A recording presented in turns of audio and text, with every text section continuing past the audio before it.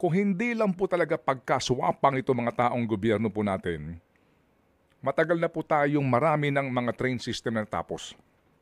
Pagkaswapang kasi nila sa pera. Bakit?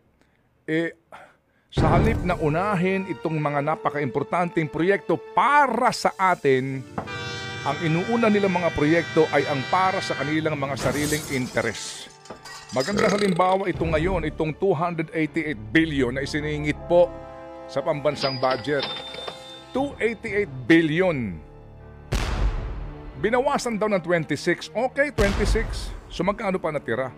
But basically po, wala naman sa plano mismo po ng kagawaran, wala mismo ho sa plano talaga ng pambansang gobyerno, isiningit po nitong sigurado ko'y magnanakaw sa perang ito.